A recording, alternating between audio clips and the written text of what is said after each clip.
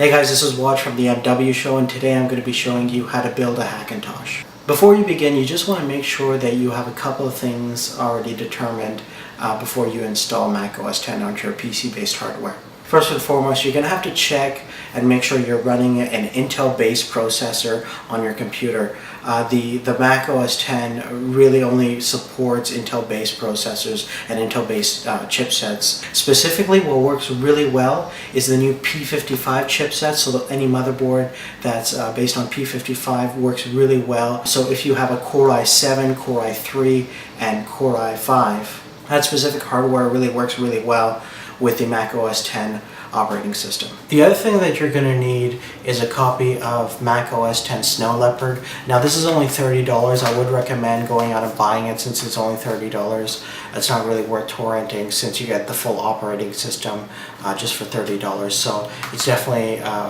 well worth it to just go to your retail store and just buy off Mac OS X.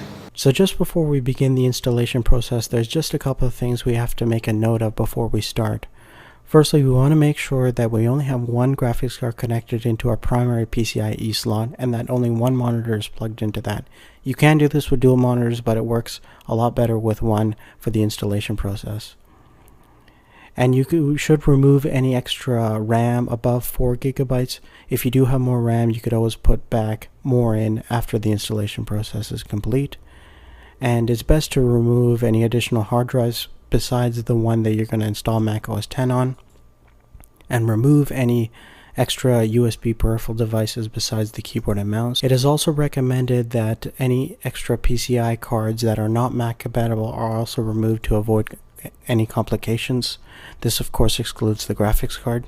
And best to have an empty drive when you're installing Mac OS X. Of course, you are going to be partitioning and formatting that drive.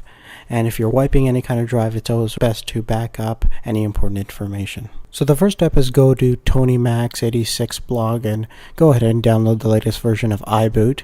And you can just go ahead and save that. What we want to do is make a DVD or CD that contains the ISO file in there, so you can use any kind of image burner, or you could always copy it onto a disk and burn it that way. Once you have your iBoot disk made, you want to make sure that you have it in the optical drive. Restart your computer and set your BIOS to boot from the optical drive. So that way we have priority for the iBoot to do its magic. So let's see what the actual process looks like when you actually do it on the computer.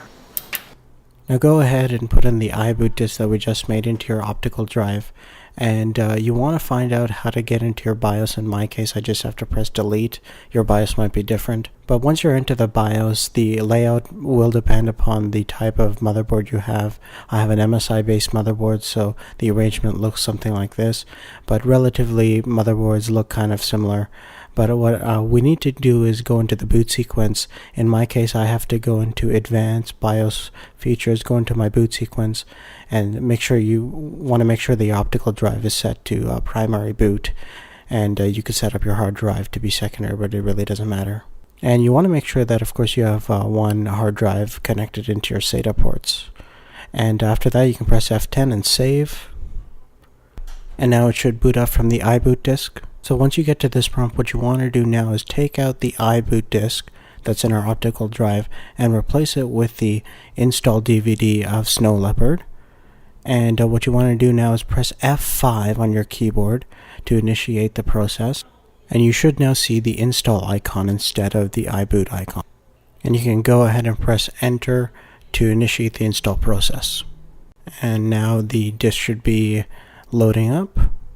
And once the initial load up process is done, you can go ahead and select your particular language. And an important step now is to go into your Disk Utilities menu by going to Utilities and Disk Utilities. And now we want to format the hard drive to the specific format so we can properly install Mac OS X. What you want to do is go ahead and click on your main hard drive and go on the Partition tab.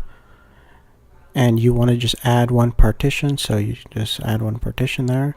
And it's important that you format the drive in Mac OS Extended Journal. And you want to rename that hard drive to Snow Leopard. And you could always change it later, but the installation process requires this. And you can go ahead and apply that setting. And once that is done, you can just exit out of it by clicking the red button and going back to the installation process. You can just click continue there, and you can agree to the terms. Go ahead and select the newly partitioned hard drive that we just made and go into customize. And here you just want to unselect all the boxes that are checked, which are not essential. So just leave the one checked at the top, which is the essential one, and the other ones we don't need at this point, and just click OK for that. And you can go ahead and install. Installation process can vary depending on different things, but usually it takes about 25 minutes. And when you're done, it should say that the installation process has failed, but don't worry, everything's still going fine. What you want to do now is restart, and you want to make sure that we put in the iBoot disk back into the optical drive so it can boot from the hard drive. So it'll just restart again, and we want to make sure we have that iBoot disk back in. And once we do, you'll see that now we have the option to select the Snow Leopard, and that's from the hard drive. And you can go ahead and press enter. And if everything's successful, you should see this lovely screen over here, which means we have successfully installed Mac OS X on our PC.